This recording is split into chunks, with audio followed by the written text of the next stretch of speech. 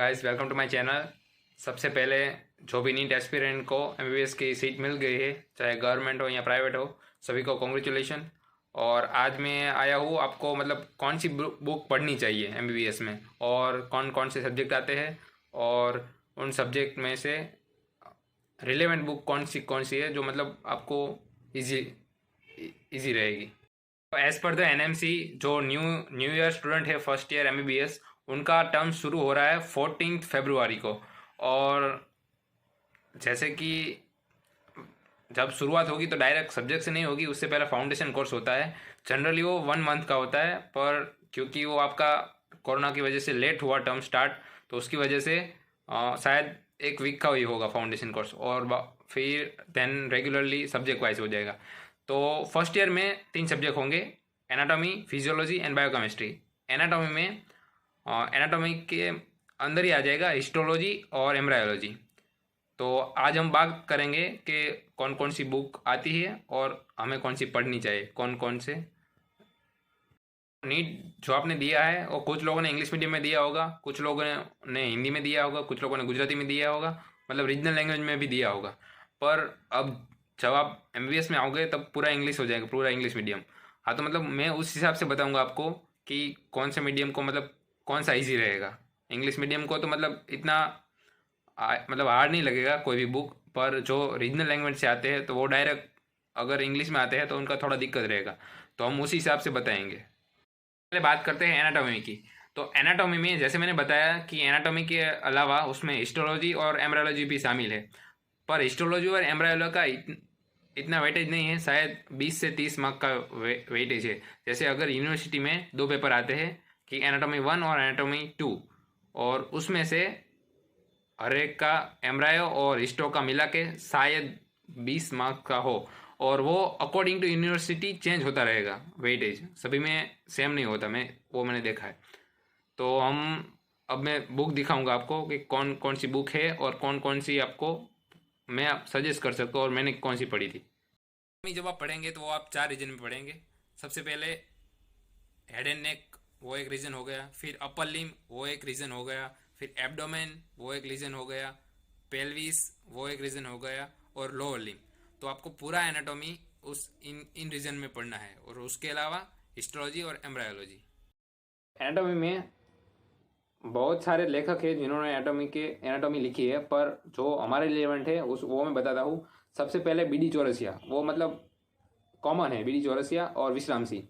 उसके अलावा अगर हाई लेवल पे जाते हैं फॉरेन ऑथर, तो स्नेल्स एनाटॉमी है, फिर ग्रेज एनाटॉमी है। अभी जो मोस्ट ऑफ कॉमन एनाटॉमी में यूज़ करते हैं वो लोग बीडी चौरसिया यूज़ करते हैं। उसके अलावा कई लोग विश्राम सिंह भी यूज़ करते हैं, उसमें डायग्राम ज़्यादा होगा तो आप लोग को ज़्यादा समझ आएगा। पर एनाटॉमी ये बीडी चौरसिया कॉमन है। तो मैं बताता हूँ आपको बीडी चौरसिया की। तो ये फर्स्ट रीजन है, ये बीडी चौरसिया का फर्स्ट रीजन, अपर लिम और थोरेक्स। और दूसरा लोअर लिम और एब्डोमेन एंड पेल्विस। तीसरा है हेड एंड नेक। हाँ, तो पेपर ऐसे आएगा कि एनाटॉमी 1 और एनाटॉमी 2, ऐसे 2 पेपर रहेगा यूनिवर्सिटी एग्जाम में 100 मार्क्स का। तो कोई एनाटॉमी 1 पेपर में कोई 2 रीजन आएगा, वो आपको यूनिवर्सिटी के अकॉर्डिंग होगा, कोई 2 रीजन। और दूसरे पेपर में कोई 2 रीजन, ये वॉल्यूम 4 वॉल्यूम होते हैं बीडी चौरसिया के। तो कोई 2 वॉल्यूम एक पेपर में आएगा, दूसरे 2 वॉल्यूम अलग पेपर में आएगा। और चौथा जो इसका वॉल्यूम है बीडी चौरसिया का, वो है क्लिनिकल न्यूरो एनाटॉमी। पर हमारे जो प्रोफेसर है उन्होंने बताया था कि जो क्लिनिकल न्यूरो एनाटॉमी है वो आपको विश्राम सिंह से ही पढ़नी है। तो उसमें ज़्यादा अच्छी तरह से दिया है।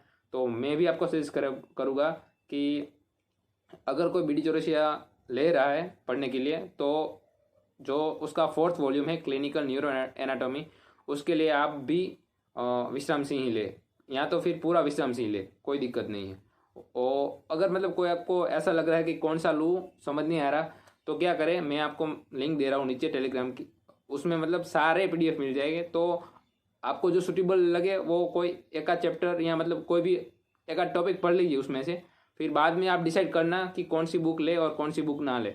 ऐसा ज़रूरी नहीं है कि आप जब कॉलेज में आओ तभी बुक ले लो। ऐसा करो कि कोई अगर फ्रेंड सर्कल में किसी ने बुक ली है तो थोड़ा पढ़ो, उसमें से देख लो। अगर आपको उसमें स्मूथली मज़ा आ रहा है पढ़ने में तो ठीक है, वरना आप एक बदल के बुक देख लो। और फिर बाद में अगर एक मंथ के बाद भी आप लेते हैं तो भी कोई दिक्कत नहीं है, तो आप उस अकॉर्डिंग बुक लीजिए। हाँ, ये है क्लिनिकल न्यूरो एनाटॉमी बाय विश्राम श्री, और ये न्यूरो एनाट के लिए है।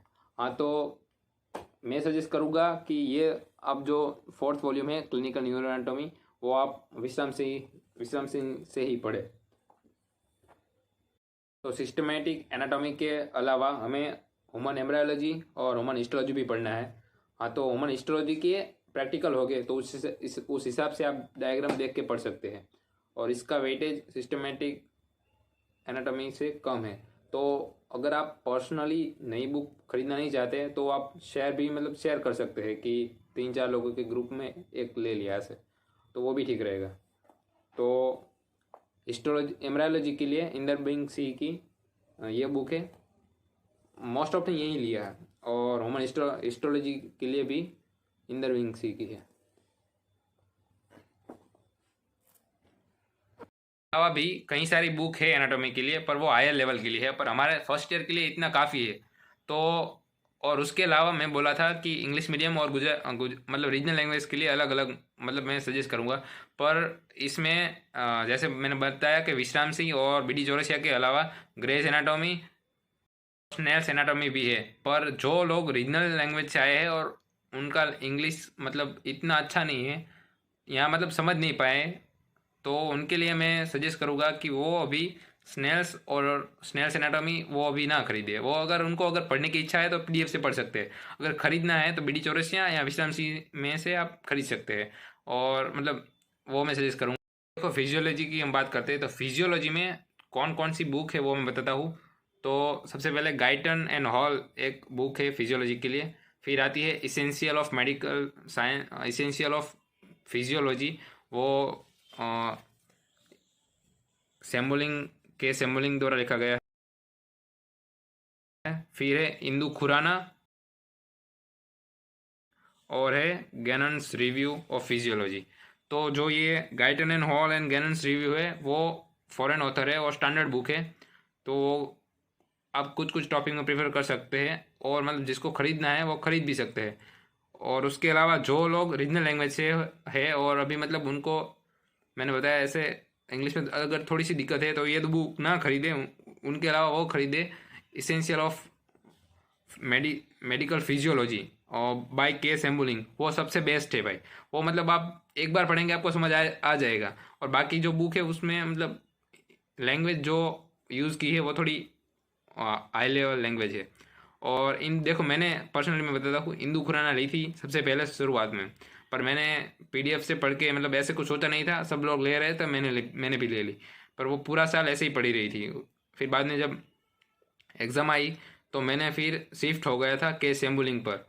वो के सैम्बुलिंग एग्ज़ाम टाइम का मतलब बेस्ट टिप्स है, मतलब आपको कम टाइम में बहुत ज़्यादा आप रिवाइज कर सकते हैं। तो उसके लिए मैं सजेस्ट करूँगा कि आप के सैम्बुलिंग ही ले, फिर आपकी मर्जी। इंदु खुराना भी अच्छी बुक है, पर वो अगर आप पहले से ही पढ़ते हो तो अगर एग्ज़ाम टाइम में आप कौन सा भी बुक पढ़ो, अगर आपने खुद के नोट्स बनाए हैं तो अच्छा है। पर अगर एग्ज़ाम टाइम में आपने नोट्स नहीं बनाए और डायरेक्ट पढ़ना है तो के सैम्बुलिंग ही लीजिए, क्योंकि वो एज ए नोट्स बनाए ऐसे ही आते हैं और आपको सिंपल समझ में भी आएगा। तो एग्ज़ाम टाइम के लिए बेस्ट रहेगा वो मैं कहूँगा तो सैम्बुलिंग। तो ये है Guyton and hall medical physiology, ये स्टैंडर्ड बुक है, काफ़ी लोग मतलब यूज़ करते हैं, और जो हमें प्रोफेसर पढ़ाते हैं वो मोस्ट ऑफ इसका ही होता है। और मतलब वो तो बाकी बहुत सारी बुक का कंबाइन करके वो अपना कोई बेस्ट बनाते हैं और वो हमें डिलीवर करते हैं। अब बात करते हैं बायोकेमिस्ट्री की। तो बायोकेमिस्ट्री में जो बुक है वो है एक तो DM वासुदेवन, फिर है सत्यनारायण और Netter's biochemistry, Lippincott's biochemistry and Harper illustration. और जो सबसे कॉमनली यूज़ होने वाली बुक्स है वो है सत्यनारायण और DM वासुदेवन। और हमें जो प्रोफेसर ने सजेस्ट किया था वो DM वासुदेवन है। पर अगर सिंपल, जैसे मैं कहा, अगर लैंग्वेज सिंपल चाहिए पढ़ने के लिए तो आप सत्यनारायण यूज़ कीजिए। सत्यनारायण सिंपल है, वो आपको इजीली समझ आ जाएगी। तो जो लोग रीजनल लैंग्वेज से डायरेक्ट अभी इंग्लिश मीडियम में पढ़ रहे हैं उनके लिए एनाटॉमी में सजेस्ट करूँगा बीडी चौरसिया या विश्रांसी, कोई भी, मतलब उसमें इतना शायद फ़र्क नहीं है। पर फिजियोलॉजी के लिए आप दूसरी बुक पे ना जाइए। फिजियोलॉजी के लिए आप सेम्बोलिंगम यूज़ कीजिए, और बायोकेमिस्ट्री के लिए सत्यनारायण। तो फिर आपका वो कंप्लीट हो जाएगा, उससे बाहर नहीं जाना आपको। अगर ऐसे लगे फिर कुछ टॉपिक में आगे जाना है तो पीडीएफ से पढ़ सकते हैं आप। और मैं सजेस्ट करूँगा कि अगर आप डायरेक्ट अगर कोई समझ नहीं आ रहा है तो आप यूट्यूब पे वीडियो भी देख सकते हैं सब्जेक्ट के। तो उसे देखने के बाद आपको ये बुक ज़्यादा कन्वीनियंट लगेगा। मैं कौन कौन सी चैनल है यूट्यूब पे वो भी मैं आपको बताऊंगा अच्छी। तो देखो, ये है बायोकेमिस्ट्री की सत्यनारायण, और ये है वासुदेवन। और देखो अभी मतलब जब आप अभी के नए नए एडिशन आएंगे तो ऐसा ज़रूरी नहीं है कि आप नई एडिशन ही करेंगे। अगर आपको पुरानी बुक मिलती है वो भी बेस्ट ही है। नई एडिशन का खरीदने जाओगे तो पूरे बुक आपको शायद सभी, मतलब जो बायोकेमिस्ट्री, फिजियो और एनेट की, और अगर आप उसमें जोड़ ले हिस्टोलॉजी और एम्ब्रियोलॉजी, तो आपको शायद 8,000 9,000 के आसपास होगी। पर अगर आप नई एडिशन लोगे तो इतना ही होगा, 8-9 हज़ार तो हो जाएंगे। और अगर आप पुरानी भी लेते हो तो कम पैसों में हो जाएगा। और उसमें इतना सारा फर्क नहीं आएगा, सिर्फ ये कवर ही, अगला कवर ही सिर्फ वो चेंज होता है, उतना मतलब ज़्यादा चेंज नहीं होता है। आज के लिए इतना, और आप सबको फिर से कॉन्ग्रेचुलेशन।